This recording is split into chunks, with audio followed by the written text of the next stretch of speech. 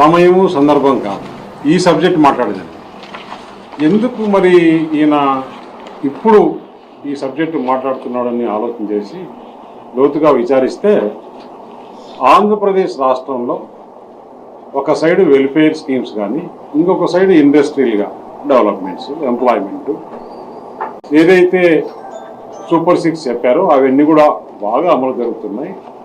ఈ రాష్ట్రాన్ని ఏ విధంగా డైవర్ట్ చేయాలి, ఏ విధంగా ప్రజల్లో ఒక చర్చకు తీసుకురావాలని ఒక దుర్మార్గపు ఆలోచనతో జగన్మోహన్ రెడ్డి సెల్ఫ్ గోల్ వేసుకున్నాడు. ఆయన కుటుంబంలో మా తాతగారు ఏ విధంగా చనిపోయారు, మా నాన్నగారు ఏ విధంగా చనిపోయారు, మా చిన్నాన్నగారు స్వయం కృతాకి.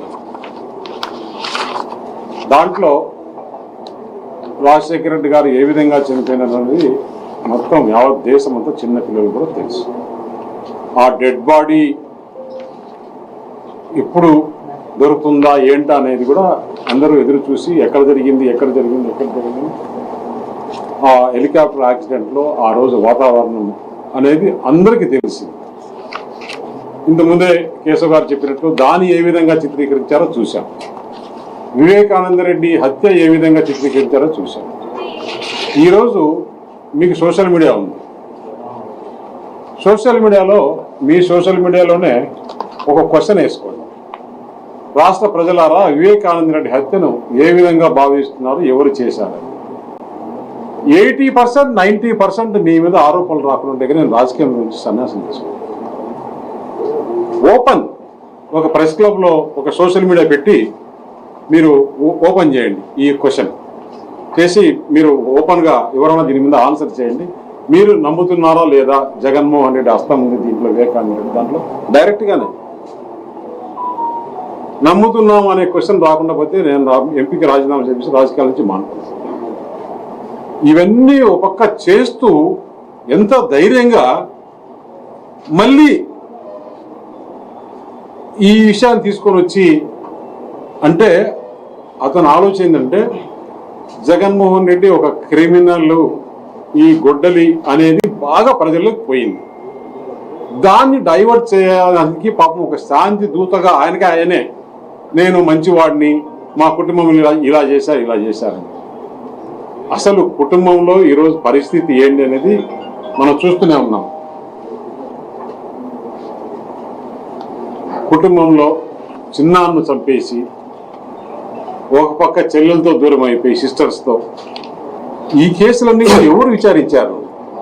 చంద్రబాబు నాయుడు లేకపోతే కూటమి ప్రభుత్వం కాదు, సిబిఐ విచారించేసి ఈరోజు వైఎస్ భాస్కర్ రెడ్డిని ముద్దాయి చేసి, మిగతా మీ దగ్గర ఉండే కుటుంబ సభ్యులందరినీ ముద్దాయి చేసి వాళ్ళు జైల్లో ఉన్నారు ఇప్పటికీ.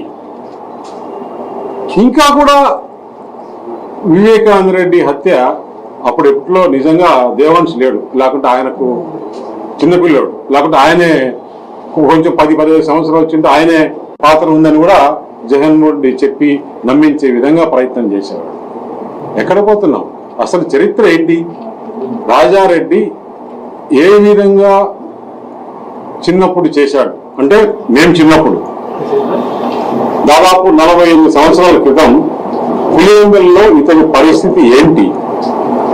అప్పుడు ఒక ఎస్టీ కులాన్ని అడ్డు పెట్టుకొని దోపిడీలు దొంగిలు చేసేవారు. రికార్డులో ఉంది పోలీస్ స్టేషన్లో, పులివెందుల పోలీస్ స్టేషన్లో ఎన్ని దోపిడీలు ఎన్ని దొంగిలు అంటే విలేజ్లపై పడి నైట్ పూట ఇప్పుడు స్టేట్ కూడా చూసాం కదా, అప్పుడు ఏ విధంగా చేసేవాళ్ళని ఆ విధంగా జరిపించుకుంటూ జీవనం గడిపేవారు. అక్కడి నుంచి కోడూరులో మంగంపేట వెరైటీస్ బాగున్నాయని చెప్పేసి అక్కడ సుబ్బనర్సయ్య దగ్గర ఒక టిప్పర్ పెట్టుకొని ఆయన దగ్గర పనిచేస్తూ ఈ మైండ్ లో బాగా ఆదాయం వస్తుందని చెప్పేసి ఆయన మర్డర్ చేసినప్పటి నుంచి ఆ టేస్ట్ అనేది చూశాడు. ఒకరిని చేసేస్తే ఏ విధంగా ఆదాయం వస్తుందని. అక్కడి నుంచి పులివెందల్లో ఏ విధంగా 78లో ఆయన కొడుకు ఎమ్మెల్యే కావడము, ఆ కాన్స్టిట్యున్సీలో ఏ విధంగా ఆధిపత్యాన్ని చేసుకోవాలి. ఇప్పుడు కేశవ చాలా క్లుప్తంగా క్లియర్గా ఇప్పటికీ మీరు మీడియా అంతా కూడా ఒక్కసారి ఆ పార్నపల్లి విజిట్ చేయాలని కోరుతున్నారు. ఆ పార్నపల్లి అనేది బార్డర్, లాస్ట్ అనంతపురం జిల్లాకు బార్డర్ లాస్ట్ విలేజ్. దాని తర్వాత ఆ పక్క చిత్రావతి రివర్ ఉంది. చిత్రావతి రివర్ తర్వాత అనంతపురం జిల్లా. ఆ గ్రామంలో జరిగిన భయానక వాతావరణం ఇంకా కూడా మాకు అట్లే ఒక సినిమా చూపించినట్టు ఉంది. అందువల్ల పులివెందుల్లో ఈరోజు ఎన్ని హత్యా రాజకీయాలు ఏ విధంగా చేశారు. అసలు జగన్మోహన్ రెడ్డి ఎందుకు రాజారెడ్డిని హత్య చేయాల్సి వచ్చింది?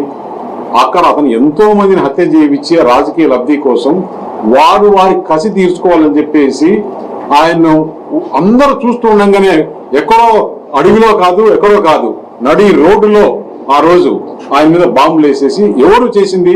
విక్టిమ్స్, వాళ్ళ బాధితులు, వాళ్ళ చేతి